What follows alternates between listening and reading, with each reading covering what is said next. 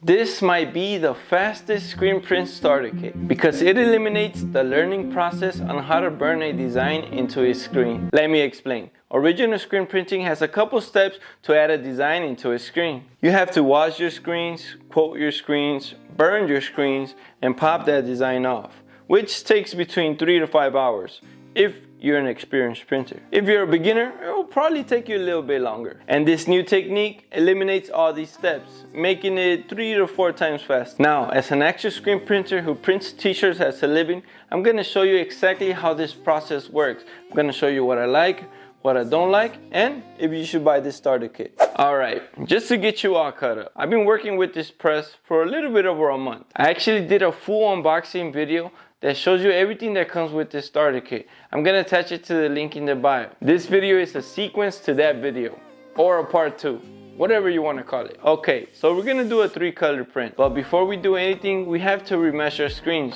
These are the screens that we used on the last video, and it's really simple to remove this mesh. All you have to do is loosen up all the clamps that are around the frame, and boom, it pops off just like that. And before we add the mesh to our frame, let me explain some things. This is the front of the screen, and this is the back. And you want to make sure that all these little bars right here go back to its regular state, because this is what stretches the mesh. So you want to make sure everything goes back to its regular state. So this is how the mesh comes. It comes in a plastic bag and a pack of 3. All of these meshes are 100 mesh. 100 mesh count, which means for every square inch, there's 100 little squares in each mesh count, just in case if you don't know. Mesh count is super important because it determines how much ink you drop onto the t-shirt, or how detailed can your design be, and a lot more stuff. But we'll talk about that later on the video. Okay, so this is how our mesh comes. And this is the back side and this is the front side. The back side comes with a cardboard. A cardboard goes inside of the frame. As you can see right here, it goes inside of the frame. It's gonna help you align the mesh into the screen. So you can start in any side, but I would recommend to start from the bottom side. This is what you do. You start down here. What you do, you sink in, kind of bending the mesh into this little frame down here. Then you grab one of these little bars and you tuck it in there, nice and tight. There you go. You do the same thing for the side frames, and you repeat the same process for all of them. You want to make sure that you kind of bend it before you add the bar. It's going to help you adjust the bar better. So now that everything is nice and tucked, now we stretch the mesh with these clamps on the side right here. Oh, it's a little tough, but it's okay. We start with the side ones. You can see everything is stretching. After that, we remove the cardboard on the back. Super simple. And if you can you hear that? That means that there's good tension here. This is what you want to hear. Good tension. Double check your work, and that's it. Alright, so we got our screens made. Now we need to burn them. But before we do that, let's talk a little bit about the software. First of all, it's free. You can go to xTool.com and just download it. It's that simple. It's not a graphic designing software where you're able to create stuff, even though it has some options to create very simple text and shape, but it's still not a graphic designing software. It's like, let's say you're about to print on a regular printer and you get the settings menu, similar to that, but with a lot more options. For example, I created my design in CorelDRAW. I saved it in an SVG file, and all I have to do is upload it to this software. If you can see, it separates all the layers automatically. We grab our design, we aligned it, we mirror it, and we press process, and that's it. So in my last video, I did a lot of test runs, trying to figure out the right measurements, the right settings to burn my screen. But before I tell you, let's add this bracket to the bottom of my laser cutter. It's going to help us register all our screens to fall in the same position since we're doing a multicolor design. Alright, and the first thing that I did, I registered the height of the laser to my screen. And it's really simple. On the back of a laser, it has a little lever that you drop down, which is going to help you determine how high the laser has to be. Now, you want the pointy thing of this lever kind of touch the screen. You don't want it all the way down, but you want it kind of to scrape it. And back here it has like a little knob that you can loosen up and tighten up. It's going to help you bring the laser up or down, just like that. You want your laser to move freely like this. You don't want it to be scraping the screen. So the first thing that we do, we go up here to the right and we click screen print. It's gonna give us a box. That's what represents our screen. So now we have to mirror this design. So we're gonna go up here and we're gonna put reflect horizontally. Then we're gonna center that. And you want the design to be a couple inches from the frame. Since we want the design to be around 4 inches from the collar of the t-shirt. Now we're gonna grab the design and we're gonna engrave it. And these are the settings. For power, we're gonna do 90. For speed, we're gonna do 50. And for lines per inch, we're gonna do 200. These are our settings. Oh, and I almost forgot to tell you, we have to ignore all these colors. So what we do, we go to purple, and up here we put ignore. Ignore, and then we go to red and ignore. So now whenever we're gonna burn like purple, we put out here, output. And then we go down here and we press process. But before we go to process, we have to frame our screens. And that's really simple. You just press frame. So it looks like we're ready to rock and roll. All we gotta do is press start. And just wait. And press this button.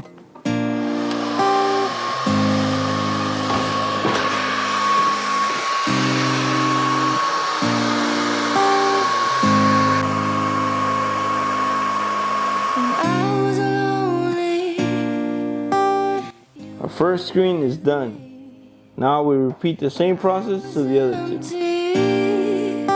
You touch me gently.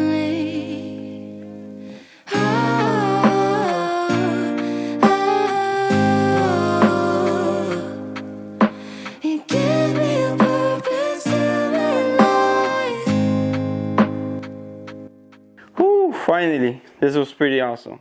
This one took me around 23 minutes. This one took me around an hour, and this one took around 26 minutes. So in total, like 2 hours just to burn all these screens. We're doing a very simple center chest print. We're gonna use black ink, red ink, and I wanna try the glitter ink. Let's see how it looks. But before we do any printing, let me introduce the press to you. And it's really straightforward. It's a single one color press, which means that you can only screen print one color at a time. It has some adjustment here that could go left, right, front, back. It has an off contact up here that helps you kind of adjust the screen, the height of the screen. This is where you mount the screen. And that's pretty much it. Oh, and you can remove this platen. It has magnets and everything. And that's it. For a beginner press, it's not too bad, in my honest opinion. But what do you guys think? Let me know in the comments. Now, to mount your screen into the press, it's super easy. You see these little gaps here? They go inside of this little bracket right here. And you bring it down. And you clip the clamps down, and that's it. That's pretty much it. This knob over here is your off contact, which determines how high your screen has to be. And since we're printing on a t-shirt, we want to be between 1/16 to 1/8 of an inch, depending on the thickness of the t-shirt. As soon as you find your right measurement, the right height, you tighten it up right here, and that's it. And it shouldn't move. Now, to keep your frames clean from ink, I would recommend to add some tape on the edges, just so your cleanup could be super easy. And always do test prints before starting production. I have a pellet, so I'm gonna use a pellet. I don't wanna waste a t-shirt. A pellet is way cheaper. Like always, stir your inks. Stir your ink. The ink, let's spread it apart. We're gonna flood the screen. Then we're gonna give it 2 pulls. 1 pull, 2 pulls. So right away you can notice the print came out beautiful. Nice and beautiful, nice and shiny, very vibrant, nice and crispy. Look at that. I almost forgot to tell you guys. This is water-based ink. So you want to keep that design flooded. You want to keep that design wet. Because if you don't keep it wet, the ink is going to dry. Then you will have problems. Now, I'm going to recommend you guys to get a heat gun. It's going to help you speed up the process. And we're only drying the ink. We're not curing the ink. Just dry it to the touch. It actually dries really quick since it's water-based. And you want to hover over the design. You don't want to leave it in the same position all the time. You want to kind of move it in a circular motion. Now, to add the other screen, it's really simple. We have to remove this screen. And we loosen up the clamps. We take this out. The glitter one next. Same thing. We put it on the clamps, we drop it down, close the clamps, and that's it. Can you see this? It falls like in place. And we do the same thing, we tape it. And since the starter kit only comes with one squeegee, I'm gonna use my squeegee. And we're gonna try the glitter, the silver glitter ink. Once again, make sure to stir it up. Flood the screen, give it 2 passes. 1, 2. Since it's glitter, we're gonna flood it again, and we're gonna hit it again. Look at that beauty. And I probably shouldn't hit it twice. I kind of smeared the ink a little bit on the edge right here, but other than that, everything looks good. Everything looks nice and shiny. Kind of flatten this out, and once again, I'm gonna use one of my squeegees. So you flood it, and we're gonna give it 2 passes. 1, 2. Sheesh. I'm not gonna lie, I kind of like how it came down. Now let's do an actual t-shirt. Let's go. And I already got a mistake. Like I said, if you don't flood your screens correctly, the ink is gonna dry in your design, and you don't want that. Now, I thought I was gonna get away with it. I thought I had enough ink in the design, but I guess I didn't. Probably gonna have problems with that one and that one. So I'm gonna clean them, and then we'll start printing again on the t-shirt. So we clean it with water. Water-based inks cleans with water. Really simple. Grab this, just wipe it down. Alright, there's nothing water cannot clean.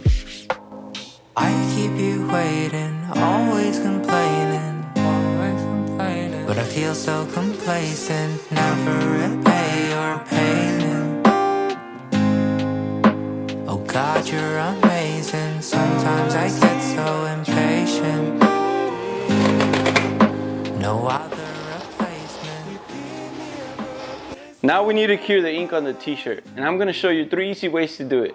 The first way, you can leave the t-shirt to air dry for around 24 hours. I believe it's 24 hours. It might be longer, but I'm not sure. So you might have to quote me on that. The second way, you can use a heat gun to cure the ink on the t-shirt. You want the ink to hit between 320 to 350 Fahrenheit for around, I would say a good 30 seconds to a minute, so you can get all the moisture out of the ink. The third way is probably the easiest, to get a heat press and heat press it for 30 seconds at 315 Fahrenheit. The best way is to get a conveyor dryer or a flash dryer to cure the ink, but those things are a little bit more expensive and you need space for them. Now that you know how everything works, I'm gonna tell you 3 things that I don't like about this setup. The first thing is water-based inks, and it's not that I hate them, but when you're a beginner, I honestly recommend to start with plastisol inks. They're a little bit more beginner friendly. The second thing is that this mesh is too low for water-based inks. You could get away with big bold designs like the one we did, but when you'll start to do smaller detail designs, your ink will definitely start to smear because water-based inks are super thin, super watery. I honestly use water-based inks on high mesh, around 200, but if I want to push it, the minimum I'll go will be like 160. Now, another thing that I don't like is whenever you're loading a t-shirt and you have to kind of like tuck it in the back. Kind of don't like it. It's too slow for me. You probably won't be able to print thick materials on this, but I don't know, we'll have to see. But in reality, it's probably not a huge deal. But for me it is, because I'm used to loading a t-shirt fast and printing fast. Okay, there's a lot of things that I like about this starter kit, but there's 2 things that stand out the most. The first thing that I like is that this starter kit is straightforward. It's super easy and simple to use. You create a design, you burn it, and you print it. It eliminates like all these extra steps. The second thing that I like the most is the burning process, because it's just less work. Obviously, it still needs improvement, but I see a huge potential on that process.